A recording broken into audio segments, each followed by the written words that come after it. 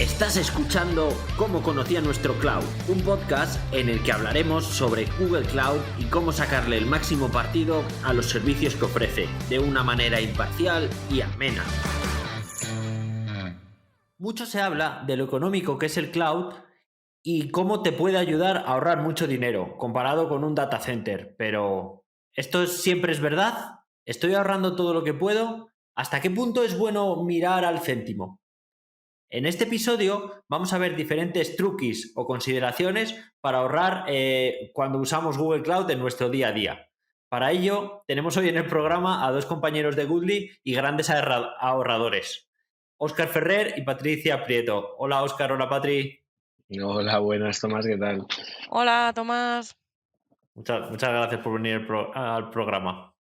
Yo soy Tomás Calleja y esto es Cómo conocía nuestro cloud y vamos a empezar con el tema. Lo primero, me gustaría hacer un poco una pequeña introducción para hablar bueno, el debate si merece la pena dedicarle tiempo a ahorrar o si gastas más en el tiempo que lo que ahorras. ¿Cómo lo veis vosotros? Patri, por ejemplo, lánzate. Pues yo creo que muchas veces es complicado, pues, hacer planes a futuro o marcar los objetivos que tienes para desarrollar tus ideas de negocio o tus ideas personales. Al final yo creo que no consiste tanto en ahorrar, sino en optimizar cada euro que inviertes en la nube. Entonces tienes que tener muy en cuenta o poner en una balanza el esfuerzo que te lleva y el ahorro que consigues. Muchas veces no consiste solo en ahorrar por ahorrar, sino decir, me va a costar un esfuerzo muy grande para ahorrarme pocos euros.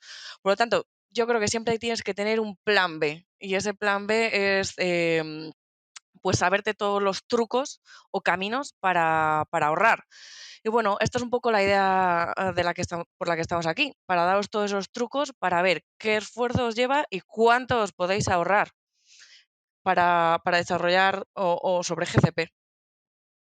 Yo además añadiría que estas cosas son las típicas cosas de las que los equipos de desarrollo no siempre se preocupan y cuando un equipo de desarrollo tiene que investigar o hacer una prueba de concepto o algo, pues el factor coste, pues la verdad es que siempre lo dejamos un poquito de lado, no nos engañemos, ¿no? Nos vamos un poco más incluso a probar nuevos servicios. Joder, este servicio que no he probado y tal. Y yo creo que bueno, que con esto de cloud, la cultura de costes está clara que también tiene que calar y permear desde la parte financiera hasta los equipos de desarrollo.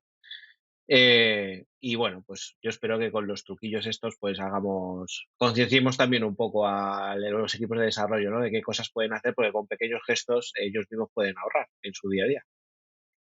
Perfecto, pues si os parece, vamos por ir troceando el elefante, ¿no? Por ir haciendo apartados. Vamos a empezar un pequeño grupo de trucos sobre IA, sobre Compute Engine y procesado. ¿Qué recomendaríais a alguien que está usando mucho IAs para empezar a bajar su factura de la cloud, ¿no? En vez de la luz, pues la factura de la cloud.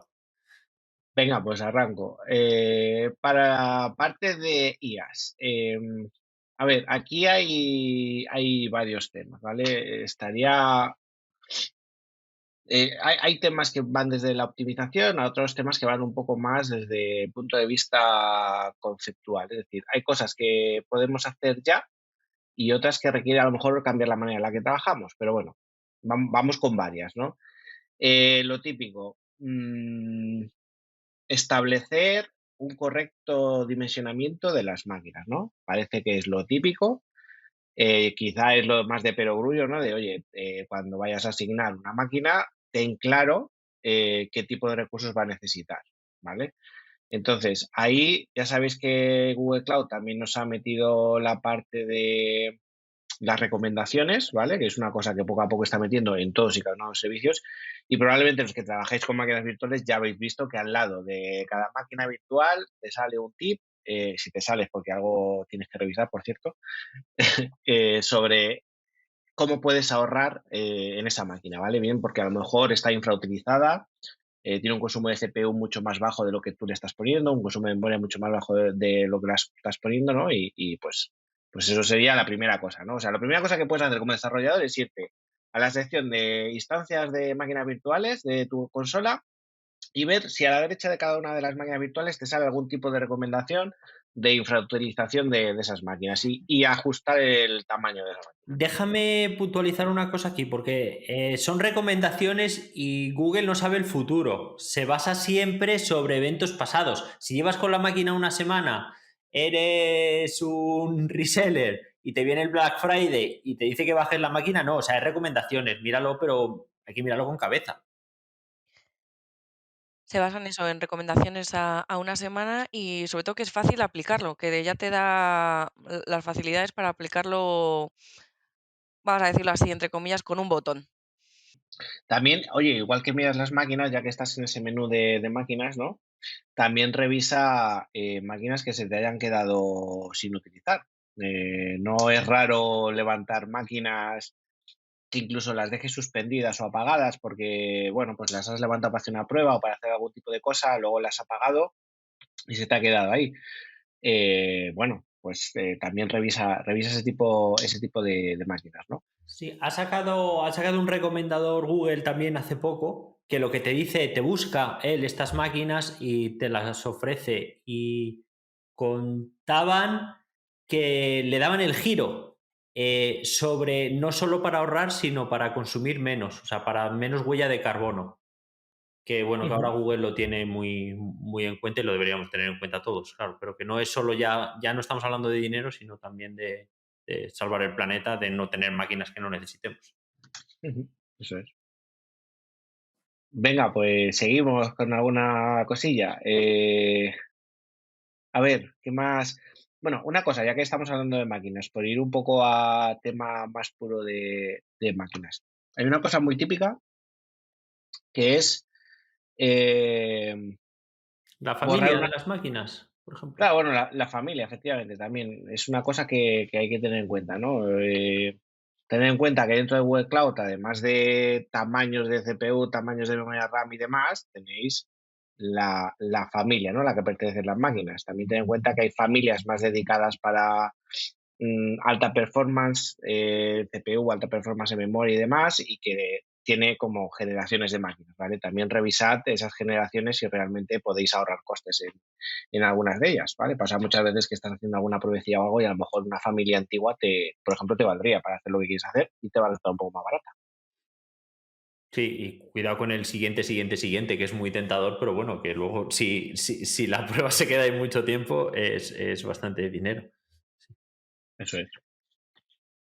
Luego hay una tendencia, aquí hay dos tendencias encontradas sobre si las máquinas o sea, programar las máquinas virtuales, ¿no? Para pagar, encenderlas, hacerlo bajo demanda, pues en teoría es una de las ventajas del cloud, ¿no? Solo tener las máquinas que necesitas.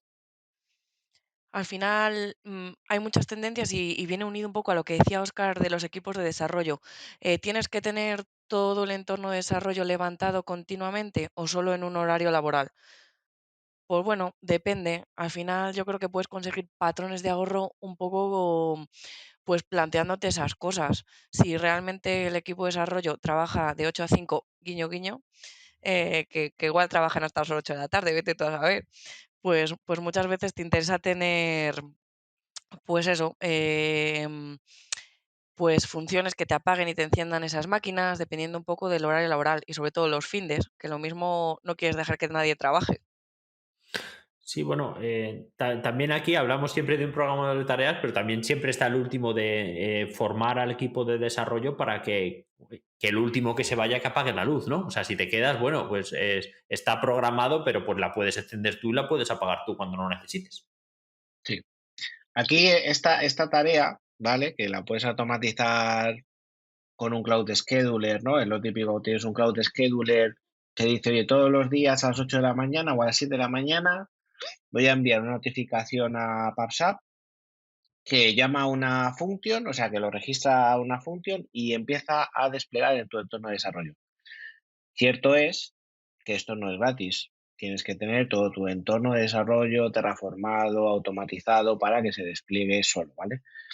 Yo creo que esto es, bueno, yo creo no, es una buena práctica y que cada vez se está haciendo más. Es verdad que no solamente, o sea, es algo que en lo que tienen que invertir los equipos, ¿vale? Entonces yo entiendo que esta, por ejemplo, no es de las típicas medidas para ahorrar directas, ¿no? Porque tú le dices esto a un equipo de desarrollo y te vas a encontrar con un porcentaje muy alto que te va a decir, sí, pues me vienes tú por la mañana si lo levantas, porque esto automatizarlo tal.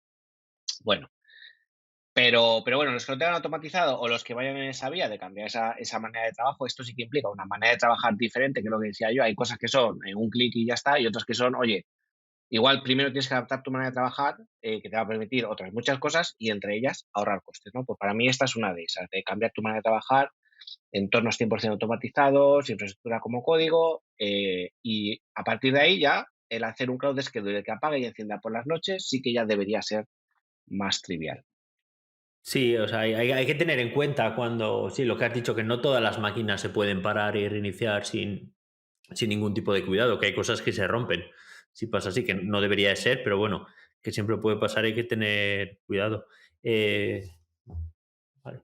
Hay un tipo de máquinas de Google Cloud que permite la suspensión, ¿no? La suspensión es, en lugar de un apagado, simplemente es como hacer un guardado de la RAM en disco y luego se carga en RAM.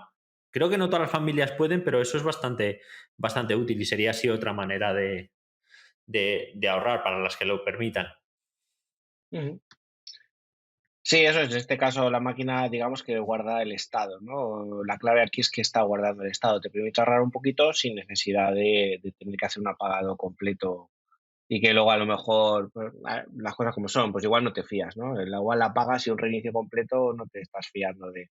Que bueno, a- deberías fiarte, ¿no? Me refiero, deberías haberlo hecho para que el inicio no te rompa nada, pero sí, o sea, esto es un estado intermedio, por decirlo así, que te permite guardar el estado de la máquina y que para reiniciar tareas y demás, guardando estado, pues te va a permitir ahorrar esos costes.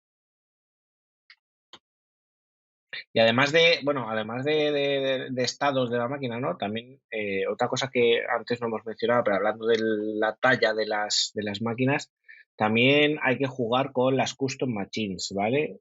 Esto es algo que Google tiene diferente a otras nubes. Generalmente las nubes tienen categorías, no sé cómo llamarlo, máquinas predefinidas, es decir, una máquina de 8 cores y 8 de RAM, una máquina de 8 cores y 16 de RAM, pero las tiene predefinidas, ¿no? En el caso de Google Cloud eso no es así. En el caso de Google Cloud las tiene, pero luego tiene una opción que es, oye, dime tú cuántas virtual CPUs quieres y cuánta RAM quieres. Entonces eso te permite ajustar exactamente a la carga que va a tener esa máquina, ¿vale? Y aquí, ojo, las máquinas custom son un pelín más caras, lo que es la relación, no sé cómo llamarlo, la relación silicio-euro, ¿vale? Sí. Son un pelín más caras que las máquinas que ya vienen como categorizadas.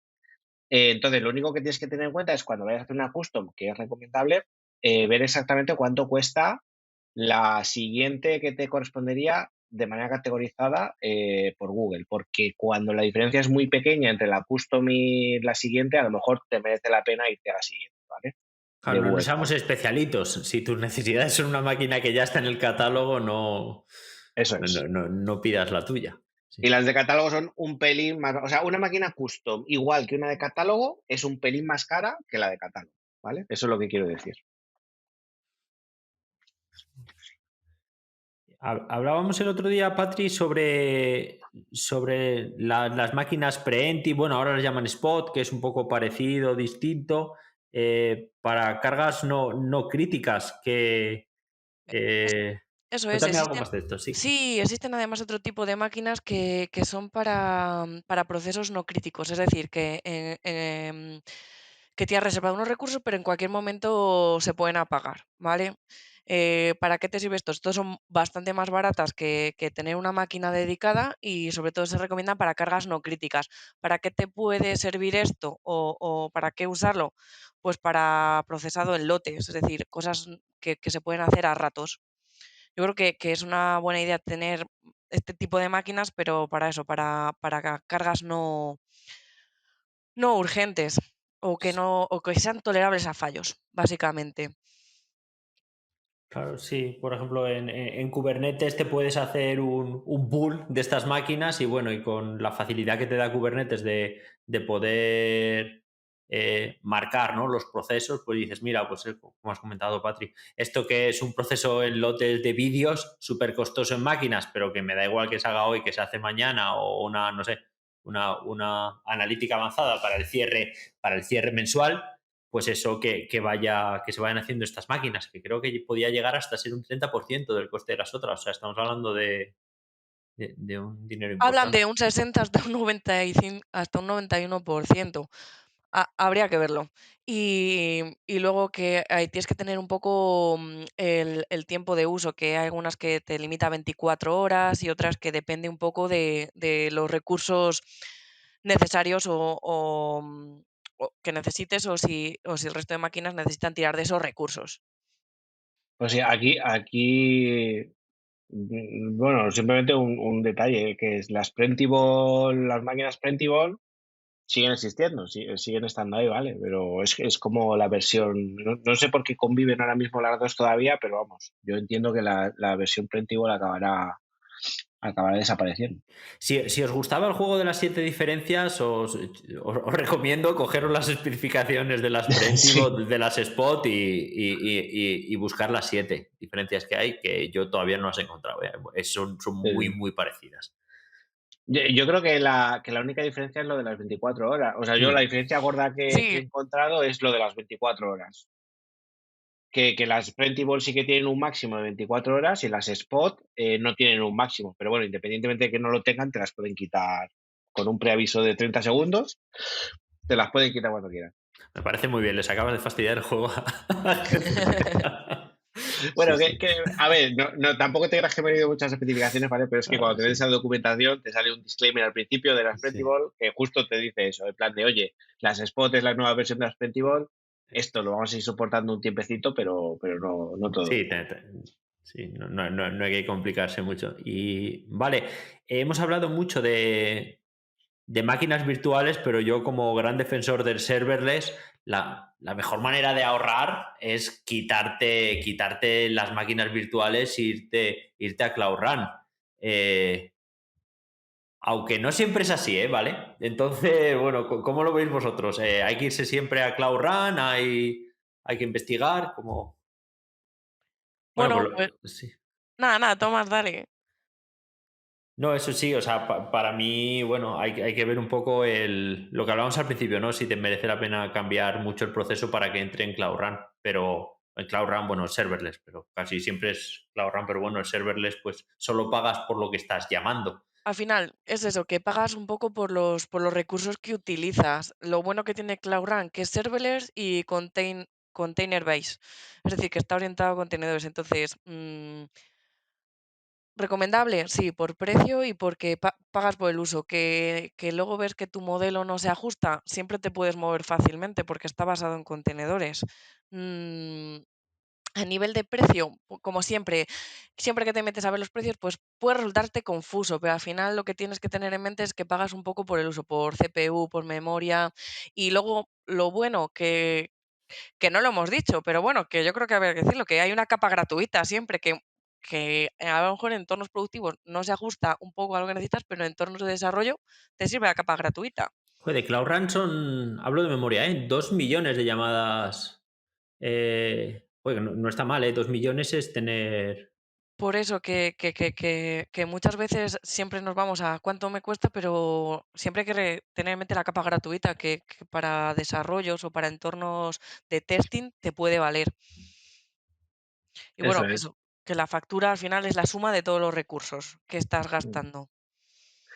Yo creo que a mí Cloud Run me encanta por el tema del enfoque de contenedores. Entonces, hoy en día que muchísima gente ya trabaja con ese enfoque, es que, joder, como no tienes que hacer nada, o sea, el esfuerzo es tan pequeño que es como de, oye, pues tenlo en cuenta, Cloud Run, pues eso, lo que dice Patrio, entorno de desarrollo, empiezas a trabajar y quieres rápido tener un endpoint al que apuntar y demás, que te da tantas facilidades Cloud Run que merece la pena. Y como el coste de luego de refactorización de código es prácticamente cero, pues está súper bien ese enfoque. O sea, a lo mejor podría ser una buena manera de modernizar, ¿no? Y el driver sea ahorrar, pasarse pasar determinadas cargas, ¿no? Determinados casos de uso Ujú. que sean fáciles de containerizar y pasar a Cloud Run y encima, pues seguramente en poco tiempo lo que te ha costado la modernización lo ahorres en factura de cloud. Sí. Y que, bueno, que containerizar luego no es tan difícil y bueno, entiéndase, depende de lo que quieras hacer, ¿no? Pero lo que es containerizar en sí mismo no tiene por qué ser tan complicado. Entonces, una aplicación Java la puedes modernizar, la puedes containerizar siempre que no tengas una versión muy antigua, ¿no? Pero el stack habitual de Spring y demás, muy antiguo tiene que ser tu versión de Spring para que containerizarlo no sea relativamente sencillo, ¿vale? Y si no, incluso Google te da facilidades para containerizarlo, ¿vale? Tiene herramientas para ello. Moverte una carga que tengas incluso en una Java a un Cloud Run es bastante sencillo, bastante directo y bueno, pues luego hay que ver efectivamente para qué se usa, ¿no? La aplicación que estás moviendo, pero imagínate que tienes alguna aplicación en entornos internos, ¿no? En una compañía y demás, en las que, o para procesos internos, ¿no? En la compañía, que ahí sabes que lo vas a usar en horario laboral, por ejemplo, ese tipo de máquinas y luego no. Entonces, joder, pues en lugar de desplegarlo en máquina, que te está consumiendo, pues lo puedes desplegar en un Cloud Run y Santas Pascuas. Mm. Va a pasar de, no sé, va a pasar a ser realmente cero, casi cero, una aplicación de esas que se entra poco con Sí, Cloud yo Run. sobre todo Cloud Run, recordad que escala cero, si lo queréis, ¿vale? No tiene por qué tener mínimo de instancias declarado, puede ser cero. Y, y bueno, y eso, que es server. Con lo cual tampoco estás pagando, bueno, lo estás pagando indirectamente, ¿no? Pero otro tipo de servicios como un balanceador, un DNS, ese tipo de cosas, pues bueno, pues te lo da de caja. Vale. Luego, otro aspecto importante está el tema de automatizar y procedimentar las cosas para ahorrar dinero, sobre todo cuando estamos creando y destruyendo cosas bastante. ¿Qué sería lo más importante para mirar esos procesos? Ponerme algún ejemplo. Yo creo que automatizar el ahorro de costes, para mí, en muchos de esos escenarios forma parte ya de un estado un poco maduro de la organización, pero me parece fundamental, o sea, bueno, fundamental no, porque puedes vivir sin ello, ¿no? Pero que realmente sí que te va a suponer un cambio. Hay ejemplos muy tontos, ¿vale? Pero que a todos nos ha pasado. El tema de tener IPs reservadas sin utilizar, ¿no? Porque a lo mejor has reservado un IP, has levantado máquinas a las que se has asignado y demás, y esas máquinas, o porque la aplicación ha dejado de tener sentido y las has cerrado, o sea, las has borrado, o por lo que sea, porque era una prueba, pero la historia es que cuando tú borras una máquina, la IP, si tenías una IP reservada, sigue existiendo y sigue estando ahí y te sigue generando costes, porque las IP, si no recuerdo mal, generan costes siempre que no estén asignadas, ¿no? Las IP reservadas. Creo que cuando están asignadas no lleva Eso costes asociados. eso es, cuando están asignadas no tiene coste, pero cuando las reservas, pero no se usa, tiene un cargo por hora. Claro, eso es. Entonces, pues ojito con eso, porque es que yo seguro que quien trabaje en Google y se haya metido con eso, seguro que en algún proyecto tiene alguna IP por ahí huérfana, sin máquinas, ¿no? Mm. Y con las máquinas pasa lo mismo, bueno, borrar máquinas con el tema de los discos.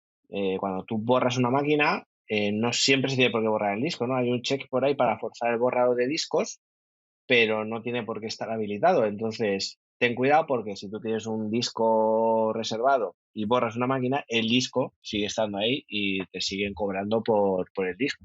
Entonces, otra cosa, ya tienes que irte a varios sitios, ¿vale? Ya acuérdate de irte al menú de las máquinas virtuales y revisar las recomendaciones de tallaje, irte al menú de las IPs y revisar las que tienes ahí, irte al menú de los discos persistentes y revisar también que tienes ahí si están en uso o no, ¿vale? Y las imágenes, por favor, un volumen normal de imágenes que guardamos. El Diógenes digital sale carísimo. Sí, eso es cierto. Y como por defecto todo va a un bucket o con imágenes o algo así, pues no nos damos cuenta. Pero cuando ha pasado un año y de desarrollo, el bucket ese es la leche. O sea, es gigantesco. Sí, hace poco vimos un caso de App Engine, ¿no? Que App Engine te va Sí, guardando los artefactos y sí, hay que ir borrando de vez en cuando versiones, que está bien tenerlo por si acaso, pero sin volvernos locos.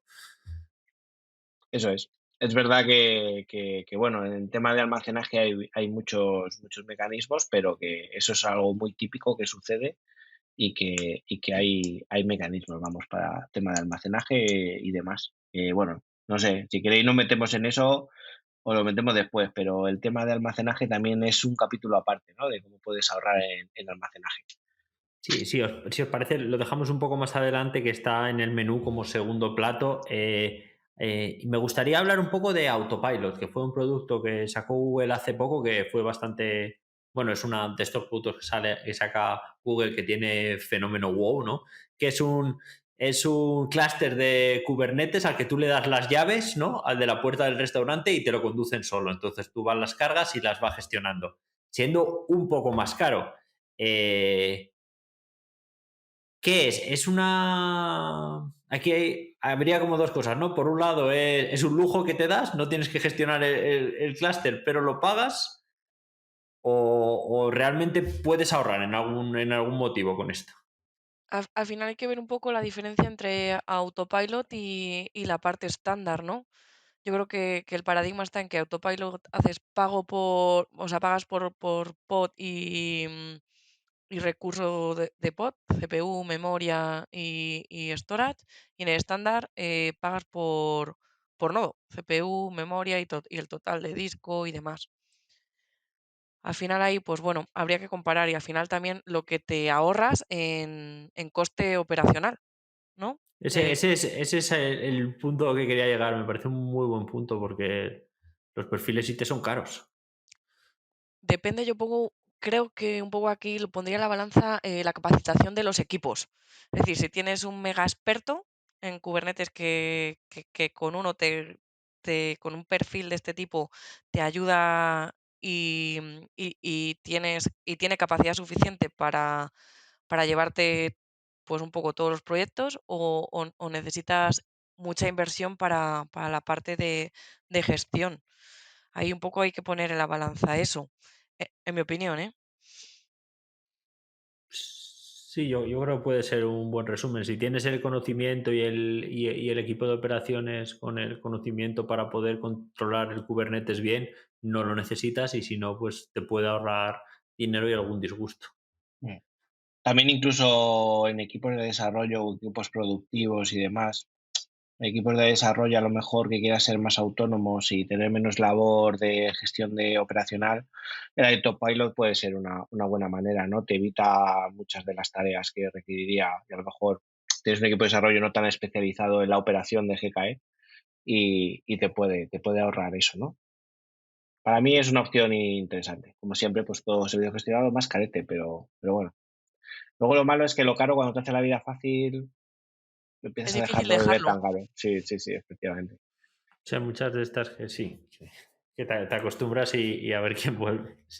Eh, Hablando de servicios gestionados, PubSub, que hace poco sacaron la versión Lite, que cambia un poco el paradigma, ¿no? Porque ya no es tan serverless, pero sí puede ahorrar. ¿Qué consejo le daríais a los oyentes para decantarse por uno u otro? En este caso, mirando la pasta. No hay Sí, no. consejo, no hay ninguno. Bueno.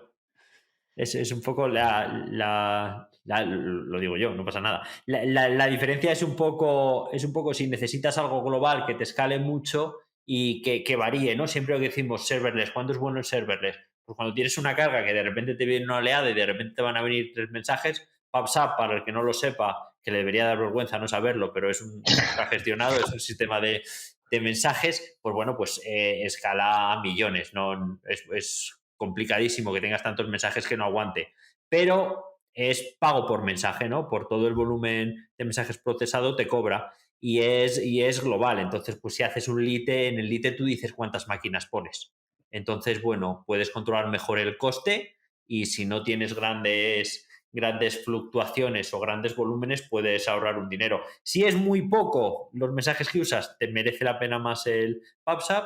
Si estás en un rango intermedio estable, Elite, y si ya tienes muchos, te deberías ir al normal. A ver, un poco lo que ha dicho Tomás y hilando con lo anterior. PubSub, pago por uso. PubSub Lite, pues pago por capacidad. Al final, y sobre todo PubSub Lite, decir que es zonal o regional y que lo tienes que autoprovisionar tú. No te viene preprovisionado. Entonces es un poco que también tienes que controlar un poco o tener cierto conocimiento, que no es tan fácil como usar PubSub. Sí, es más que light, más que pequeño, es como la versión menos serverless, ¿no? Es como la versión gestionada, pero te quita la gracia de serverless. A mí, mira, me mojo. A mí no me gusta nada ese servicio, me parece una aberración. Y me parece que no debería existir, pero ¿qué le vamos a hacer? Y vale, pues con este audio vamos a recuperar el tema y hablar de temas de almacenamiento de información, de cloud storage. Y bueno, cloud storage en sí podríamos dedicar un programa entero a cómo ahorrar en cloud storage, pero me gustaría que me dierais los principales titulares de cómo podemos ahorrar en cloud storage, que es bueno para almacenar cualquier tipo de información no estructurada. En Cloud Storage, yo no sé si os pasa a vosotros, pero eh, es algo que es como un cajón desastre donde vas guardando todo, ¿vale? Todo es artefactos, todo es documentos que pasas entre uno y otro servicio, son muchas cosas, ¿no? Y entonces, generalmente cuando creas uno le das siguiente, siguiente, siguiente y lo creas. Y entonces, básicamente has creado un bucket de tipo estándar y no te has preocupado mucho de todo lo demás, ¿no? ¿Qué tiene Cloud Storage? Bueno, pues primero los tipos, ¿no? Tened en cuenta que tenemos el estándar, el Nearline, el Conline y el nuevo que metieron el año pasado, que es el Archive, ¿vale? Entonces, esta tipología, sobre todo, va orientada hacia qué tipo de, más que a volumen de almacenamiento, a qué tipo de acceso haces hacia Cloud Storage. Es decir, un estándar pues es algo a lo que habitualmente en tu día a día sueles acceder, ¿no? O hay servicios que acceden, vienen y van. ¿Vale? Luego, pero luego puedes empezar a hablar de otro tipo de cosas. Por ejemplo, ¿qué puedes hacer con un backup? ¿No? Oye, pues si lo que estás haciendo en un cloud storage es guardar backups, no lo guardes en un backup estándar, porque la realidad es que no vas a acceder a ese backup de manera regular, ¿no? Vas a acceder ¿cuántas veces? ¿Una vez al año? ¿Una vez al trimestre? ¿Una vez al semestre? Bueno, pues para eso justo están esas categorías, ¿no? Para ir almacenando.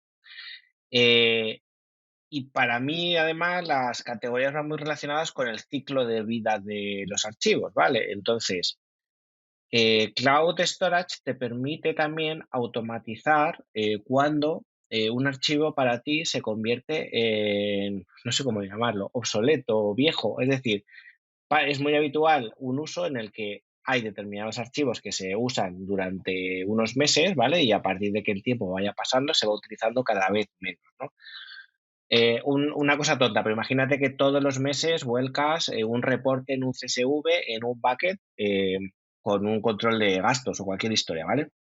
Pero que luego realmente eso lo utilizas porque utilizas únicamente a lo mejor los CSVs de los 3 últimos meses para hacer o consolidar en algún sitio, ¿no?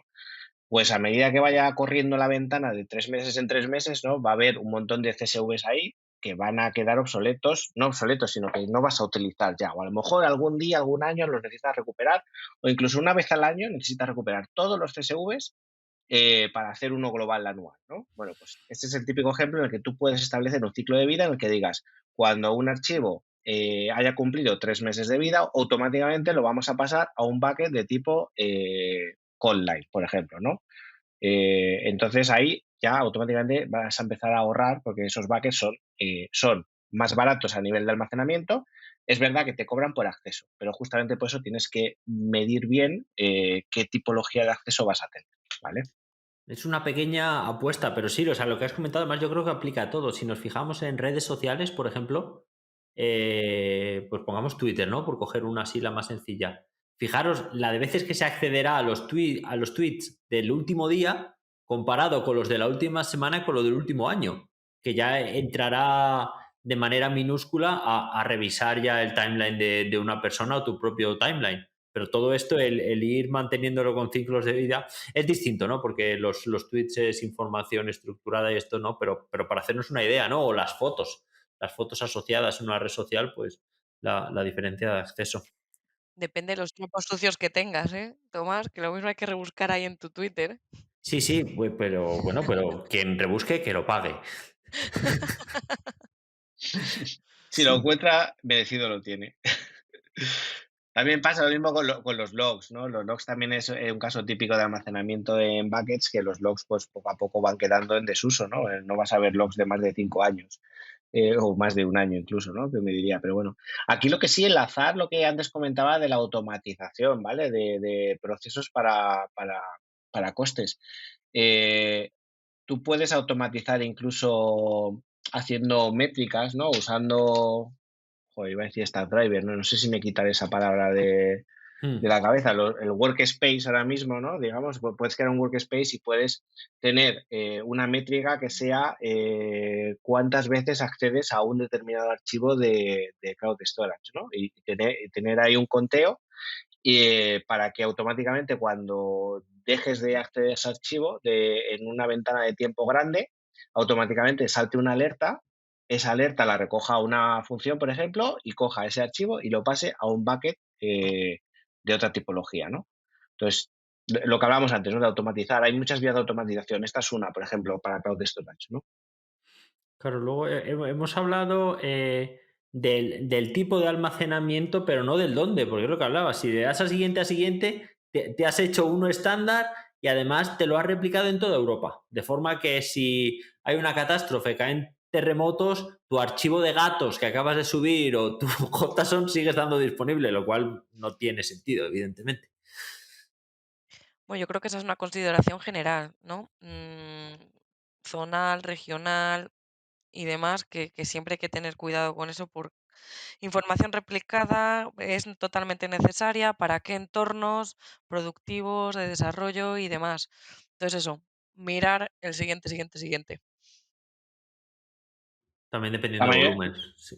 Eso es, la mayoría de las veces con un zonal es que para muchas de las cosas que haces en tu día a día o para tu desarrollo te vale, ¿no? Entonces, pues ahí, de nuevo, pequeños gestos de los desarrolladores, ¿no? Que te permiten ahorrar costes y al final, no nos engañemos, lo que pasa es que la factura de ese equipo de desarrollo no lo vas a ver, porque son costes ínfimos, ¿no? Son euros, son muy pocos euros, pero también tienes que pensar un poco en cultura de una organización global, ¿no? Entonces, una organización global, si cada equipo ahorra unos euros en almacenamiento, imagínate lo que supone a nivel de organización. Esto es como el start and stop de los coches, que yo lo odio profundamente, pero un compi nuestro que ha estado por aquí también nos decía, bueno, tú lo odiarás, pero imagínate el start and stop de todos los coches en un atasco en una carretera, ¿no? Pues la suma de todo sí que contribuye. Dije, bueno, venga, vale, te lo compro.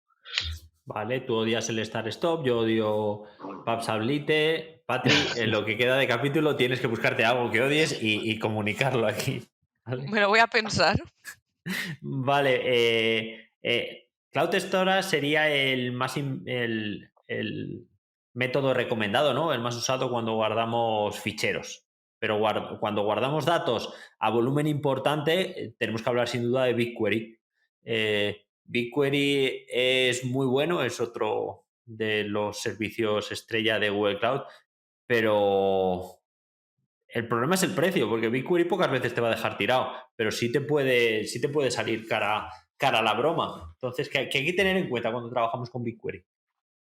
Pues a ver, por muchas cosas.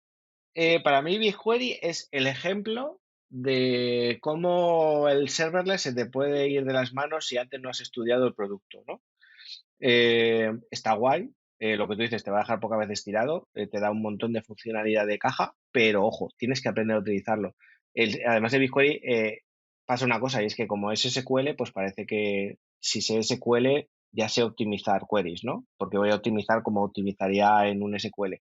Pero es que el propio servicio de BigQuery tiene características que hace que lo tengas que optimizar de otra manera, que es, ellos te van a cobrar por almacenamiento y te van a cobrar por datos escaneados, ¿no? Por columnas escaneadas. Entonces, ¿qué pasa? Que aquí hay muchas vías para ahorrar. La primera, que es de primero de BigQuery, es lo típico de, oye, cuando hagas una select, ojito con lo que pones en los comandos, ¿no? BigQuery es columnar, con lo cual, cada vez que tú agregas un nuevo campo dentro de la select, el select, lo que sea, el típico select asterisco, evítalo, ¿no? No, ese Porque no. es horrible, ¿vale? Porque eso quiere decir que va a escanear absolutamente todas las columnas que tiene la tabla y probablemente no te hagan falta, ¿vale? Eso es lo típico del one-on-one de BigQuery, ¿vale? Pero luego empiezas a ver otras cosas, como es, por ejemplo, el tema de tablas particionadas. Como aquí hablamos que el coste va por escaneo, BigQuery tiene una funcionalidad que es el particionar tablas, por ejemplo, por fecha de ingesta, ¿no? O por un timestamp que tengas en una columna. Imagínate una tabla de órdenes con una fecha de compra, ¿no? Pues eso lo puedes particionar. ¿Por qué? Caso de uso súper típico. Un Data Studio que explota datos de una tabla de ventas, por ejemplo, en la que realmente lo único que te interesa es el reporte del mes, 2 meses, 3 meses, ¿vale? Si tú tienes todo guardado en una tabla sin particionar, cada vez que hagas una select va a escanear absolutamente toda la colección de todo el dataset, toda la tabla de BigQuery. Sin embargo, si la tienes particionada y tú le das un rango de fechas, lo único que te va a escanear son esas, digamos, esa porción de tabla en ese rango de fechas que tú le estás diciendo, con lo cual te vas a ahorrar bastante dinerito, ¿vale? Por ahí. Vale, luego aquí un consejo. Si usáis productos, meter cuotas, sobre todo BigQuery, sobre todo serverless. Meter cuotas, que es lo que os va a salvar de un fallo. Es el que os va a decir, oye, pues va a dejar de funcionar y para eso tenéis las pruebas mejor que el coste o bueno, y esas cuotas se monitorizan. Pues sí, Y, tenerlo en cuenta. y luego también revisar los modelos de precio, porque muchos productos serverless ofrecen diferentes modelos, o el pago por capacidad o el pago por uso, depende un poco del modelo de negocio. Por ejemplo, lo mismo, BigQuery tiene dos modelos de precio, el on demand o el flat rate. Pues mirar un poco a ver qué os compensa, ¿vale? Que también no es que os ayude a ahorrar, pero sí que os ayuda, bueno, en realidad sí, que se ajusta un poco más a vuestras necesidades, que muchas veces es difícil elegir, pero revisarlo siempre. Y luego también que a veces, bueno, BigQuery también tiene una capa gratuita, que también hay que decirlo, que en el modelo de precio on demand, el primer tera es gratis, ¿no? Primer tera de consulta y 5 de almacenamiento, sí, o sea, es una Eso capa es. bastante generosa y hay sandbox de BigQuery para jugar. BigQuery está muy bien, sí. Vamos a pasar porque me quedaría mucho tiempo hablando de BigQuery para temas de networking. Sabemos que es un tema complejo y cuando se habla de networking suele ser con equipos de networking. Entonces vamos a pasar un poco por encima, pero bueno, a la hora de movernos en una red y replicar, yo creo que afectaría lo mismo que hablábamos con el storage, de oye, no vayas a multizonas, ¿no? Si no lo necesitas, mírate lo que es el alta disponibilidad, que no nos volvamos locos, que las zonas en Google Cloud ya están replicadas. ¿Qué tenemos que tener en cuenta aquí? Cuando llega tu cliente y te dice, bueno, yo quiero no sé cuántos entornos, testing, development, todo súper mega replicado y que además esté worldwide por si se me cae algo. Bueno, pues al final, ¿qué es lo que tratamos siempre un poco de explicarle? Que muchas veces está comprando recursos por encima de sus posibilidades, ¿vale? Porque esto es caro al final. Entonces, ¿dónde te puedes ahorrar? Pues un poco es eso, mirar qué realmente necesitas para tus entornos de desarrollo o para tus entornos productivos. Y muchas veces tener, pues esto, clústeres zonales que van a ser suficiente para los entornos no productivos y plantear un poco todo lo que dicen activo, pasivo, pues hace falta realmente un activo activo. Bueno, pues muchas veces no les hace falta, pero como es lo que conocen, pues es lo que plantean. Entonces, está también un poco en nosotros enseñarles un poco a ahorrar en este tipo de soluciones o diseños más ajustados a la nube. En la parte de networks, efectivamente hay muchas cosas, ¿no? Hablamos de los clústeres zonales y demás, pero hay otra cosa también muy curiosa, ¿no? Que es el tema de los logs de red. Bueno, curiosa, ¿no? Los logs de red son una barbaridad, ¿vale? Entonces es lo típico bueno, una barbaridad, una barbaridad. Bueno, yo creo que cualquiera que esté en este mundo lo sabe, ¿no? Pero también ojo con los que tengas, ¿no? Ya sabéis que Google Cloud pues, te permite utilizar, por ejemplo, los VPC Flow Logs, ¿no? Que te hace un sampleo de los logs de networking, no hace falta que vuelques absolutamente todos. Mira a ver si con eso es suficiente, probablemente sí. Cuidado con lo que exportas y lo que no exportas, o haz exportaciones temporales y ves que hay algún tipo de problema o algún tipo de optimización, actívalos y no te olvides de desactivarlos, que es muy típico de los voy a activar para hacer alguna inspección y luego se te olvida desactivarlos y de repente cuando llega factura de final de mes dices, judo, ¿qué he hecho? ¿No? Muy típico eso también. Y luego también otras cosillas, ¿no? Tipo networking. Sabéis que en Google Cloud hay dos tipos de networking, el network premium, el network estándar, ¿vale? El premium es un poquito más caro, es verdad que son céntimos por giga, lo que es más caro, pero realmente, joder, muchas veces, o con lo que hablamos, ¿no? Cuando estás en entornos de desarrollo y demás, pues es que igual, pues si son céntimos que te puedes ahorrar, pues te los ahorras y en lugar de usar el network premium, puedes usar el estándar, ¿no? Sí, el Network Premium lo que hace es un poco, te quitas saltos y entras antes al servicio de Google, de forma que, pues, que si es tu página web principal de cara al público sí puede tener sentido para SEOs y, bueno, y dar mejor servicio al cliente, pero de cara a lo mejor a una aplicación interna que tengas para elegir, no sé, qué regalo de Navidad quieres, pues a lo mejor te da hoy un poco igual a la latencia y puedes ir a por el otro. Ujú, eso es. E igual con el tema de tráfico, al final todas las nubes, yo creo que son todas, te cobraban por tráfico de salida, ¿vale? Por el de entrada no te suelen cobrar porque les interesa. Entonces también revisa en aquellas zonas en las que puedas hacer uso del tráfico privado. Como sabéis, la red de Google tiene un backbone bastante potente a nivel mundial, ¿vale? Con todas las zonas, ya sabéis que en Google las VPC son globales a lo largo de todo el mundo y demás. Y entonces te puedes evitar también ese tráfico de egress si realmente tu tráfico va entre servicios de tu compañía o entre servicios de Google Cloud, activar el que todo ese tráfico vaya por tráfico privado y os ahorráis todo el egress, ¿no? Toda la facturación del egress. Mm. Vale, pues joder, llevamos ya bastantes minutos hablando de cómo ahorrar con servicios y nos queda un montonazo, así que me gustaría despediros por esta ocasión, pero no os voy a dejar ir mucho más lejos porque en el siguiente capítulo de cómo conocía nuestro cloud voy a contar con vosotros dos también para hablar. En esta ocasión hacemos un poco de cliffhanger, ¿no? Para hablar un poco de trucos a nivel de empresa, ¿no? De qué tiene que hacer una empresa, qué puede hacer una empresa para ahorrar costes. Perfecto, Tomás. Pues nada, nos vemos. Hasta la próxima. Pues nada, muchas gracias a todos por oírnos. Esto ha sido Como conocer nuestro cloud y nos vemos en el próximo episodio.